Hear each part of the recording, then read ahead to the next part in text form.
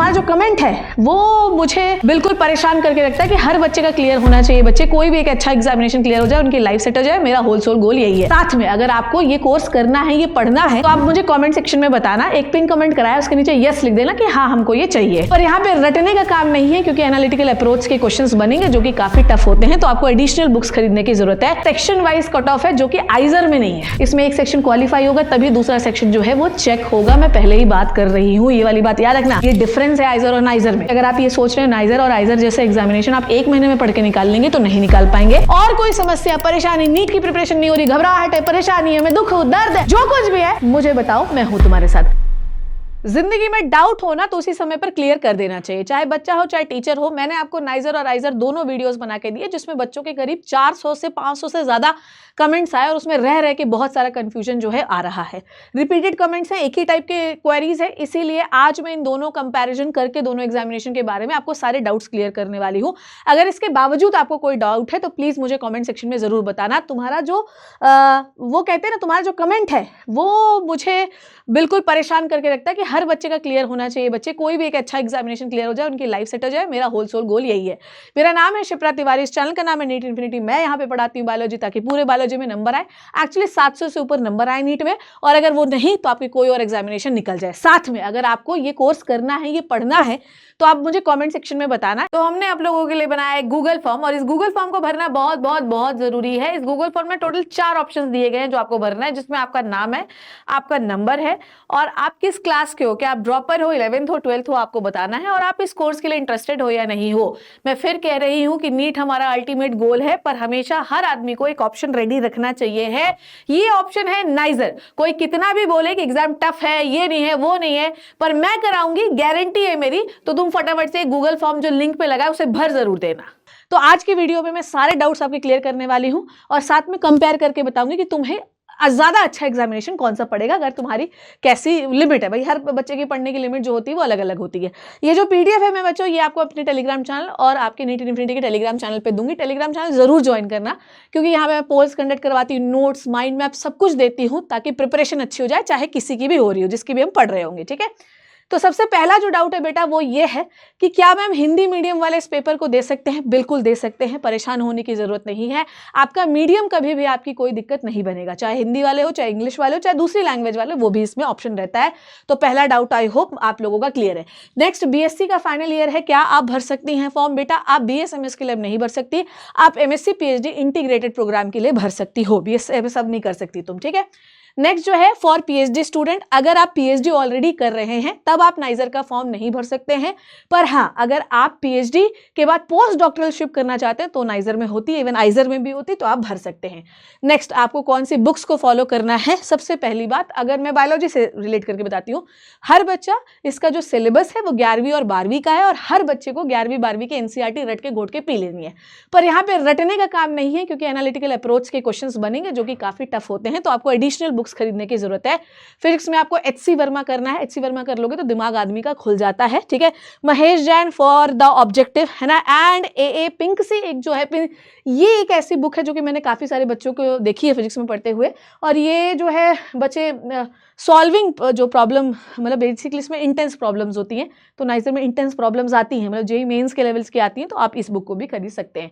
Biology में मैं आपको बता दूं, सबसे पहले तो एनसीईआरटी दिनेश ले सकते हैं आप लोग। ठीक है, दिनेश के साथ साथ केएन भाटिया आप लोग ले सकते हैं, और आपको मैं 2 और बुक्स बताती हूँ, that is Ramesh Gupta and MP Kaushik. ये हम बहुत पहले पढ़ा करते थे, अगर आपको डीप डाइव नॉलेज चाहिए तो बायोलॉजी में। ठीक है, नेक्स्ट अपन बात करते हैं केमिस्ट्री की। केमिस्ट्री के लिए आर.के. गुप्ता ले सकते हैं, ठीक है, जो कि आईआईटी जेईई की है।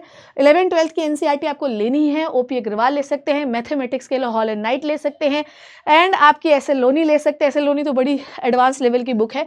तो कुल मिला के ये एडिशनल बुक्स है, इसका पीडीएफ मैं जरूर दे दूंगी, ये बुक होनी चाहिए, इनके क्वेश्चन आपको करने आने चाहिए, और इन सबसे ज्यादा इंपॉर्टेंट है आपको 3 से 4 साल का अगर आप नेक्स्ट का पेपर देख लोगे, which is the entrance examination for niger, तो आपको क्लियर हो जाएगा कि क्या डिफिकल्टी लेवल होती है। मैं पहले से बता दे रही हूँ। ठीक है, नेक्स्ट जो है आप देखिए कि मैम ड्यूटी कितने घंटे की रहती है और सैलरी कितनी रहती है। अगर आप नाइजर में काम करते हैं तो 9 से 5 आपको नौकरी करनी है। अगर आप पीएचडी कर रहे हैं तो भैया आपके लिए कोई आर नहीं, कम से कम आपको 8 से 10 घंटे वहां पर काम करना है।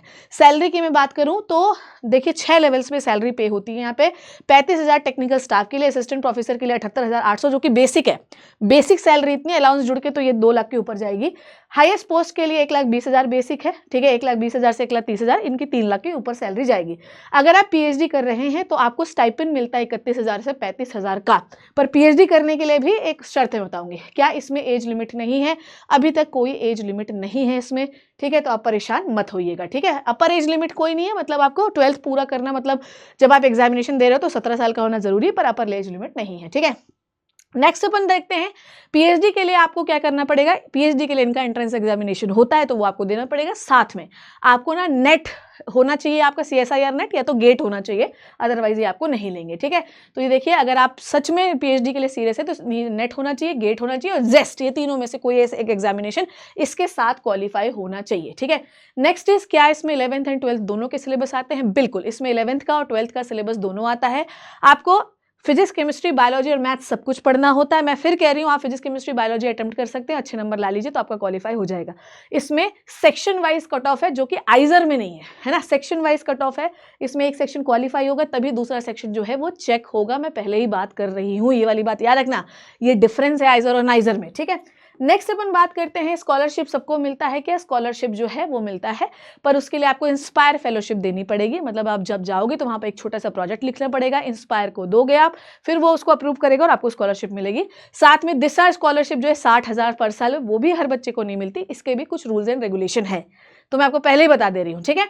नेक्स्ट इज जो है पीएचडी के वालों को मैंने बताया 31,000 से 35,000 है, पर मैं आपको बता दें इसके साथ आपको ये वाली स्कॉलरशिप भी मिल सकती है जो कि CSIR नेट की है, ठीक है। मतलब दो, एक तो नाइजर देगा ही, साथ में CSIR वाले भी आपको देंगे, ठीक है। नेक्स्ट इज प्रिपरेशन के लिए कैसे करें, मैं यही बोल रही हूँ। अगर आपको प्रिपरेशन करनी है नाइजर आइजर की तो कमेंट सेक्शन में पिंक कमेंट के नीचे लिख लो यस मुझे प्रिपरेशन करनी है, ठीक है। नेक्स्ट देखिए आप लोगों को क्या करना है, मैं सबसे पहले बता रही हूँ। आपको कोई भी एंट्रेंस एग्जामिनेशन निकालना, फंडामेंटल्स क्लियर करिए, उसके बाद एनालिटिकल अप्रोच के क्वेश्चंस करिए। और नीट में भी अब अच्छे खासे लेवल के क्वेश्चंस आने लगे हैं, तो आपको उसी लेवल के क्वेश्चंस और बढ़ाने हैं। और मैं पहले ही बोल रही हूँ कि अगर आप ये सोच रहे हो नाइजर और आइजर जैसे एग्जामिनेशन आप 1 महीने में पढ़ के निकाल लेंगे तो नहीं निकाल पाएंगे। तो मेक श्योर आप 1-1.5 घंटा ना इनके पेपर को देखिए कि क्या ये कर रहे हैं, क्योंकि एग्जामिनेशन में ही जो है कंडक्ट कराया जाने वाला है। नेक्स्ट इज मॉक टेस्ट जरूर देखिए बेटा, इनका जो वेबसाइट है, वेबसाइट नाइजर की वेबसाइट पे इनके मॉक टेस्ट है, आइजर की भी वेबसाइट पे इनके मॉक टेस्ट है, प्लीज मेक श्योर कि उसे जाकर देखिए, सॉल्व करिए और आपको समझ में आ जाएगा कि क्या है। नेक्स्ट जो एक बहुत बड़ा क्वेश्चन है कि कौन से बच्चे दे सकते हैं, तो इसमें कोई लिमिट नहीं है। आप चाहे 23 के पास आउट हो, 22 के पास आउट हो, कभी के पास आउट हो, आप नाइजर का एग्जामिनेशन दे सकते हैं। आइजर में डबल ड्रॉप अलाउड है, इसका मतलब यह है कि 24 में जो पास आउट हुए, 25 में जो पास आउट हुए, सिर्फ यही 2 साल के बच्चे जो है आइजर का एग्जामिनेशन दे सकते हैं। नाइजर और आइजर में मुझे अगर सिलेक्ट करना हो पेपर डिफिकल्टी लेवल में, तो कौन सा ज्यादा डिफिकल्ट है बेटा? नाइजर का पेपर ज्यादा डिफिकल्ट आता है, पर सिलेक्शन के चांसेस किस में ज्यादा होते हैं? आइजर में होते हैं, क्योंकि कॉलेजेस ज्यादा है। पर करियर स्कोप की बात करोगे तो नाइजर क्या है, एक ही इंस्टीट्यूट है, पर रेपुटेशन में नाइजर ज्यादा है। अगर करियर स्कोप में नौकरी ज्यादा कहाँ लगती है? आइजर में नौकरियां जो है वो ज्यादा लगती हैं। पर अगर मुझे दोनों में से किसी एक में एडमिशन मिल जाए तो क्या होगा? बिल्कुल आपको लेना चाहिए, उसमें आपको परेशान नहीं होना चाहिए। कैसे भी मिल जाए तो भी आपकी जीवन सेट है। अब बहुत सारे बच्चों का यह है कि कोई डायरेक्ट प्लेसमेंट नहीं होता है। डायरेक्ट प्लेसमेंट का मतलब यह है कि आपको अपने रैंक्स, अपने ग्रेड्स वहां जाके अच्छे रखने पड़ेंगे। इवन बार्क में भी जो नाइजर वाले बच्चों को बुलाया जाता है वो उन्हीं बच्चों को बुलाया जाता है जिनके प्रोडक्ट्स बहुत अच्छे होते हैं और जिनके ग्रेड्स बहुत अच्छे होते हैं। अगर ये नहीं होगा तो आपका सिलेक्शन नहीं हो सकता है। इस वीडियो के बाद अगर आपको और कोई डाउट है प्लीज मुझसे पूछना। अंत तक आप चाहे कोई भी एग्जामिनेशन दे रहे हो, शिप्रा मैम आपके साथ है, टेलीग्राम में आप जुड़कर मेरे साथ जुड़ सकते हैं। और कोई समस्या, परेशानी, नीट की प्रिपरेशन नहीं हो रही, घबराहट है, परेशानी है, मैं दुख हूं, दर्द है, जो कुछ भी है मुझे बताओ, मैं हूं तुम्हारे साथ। I hope you learn and enjoyed the video. Thank you so much, take care and bye bye.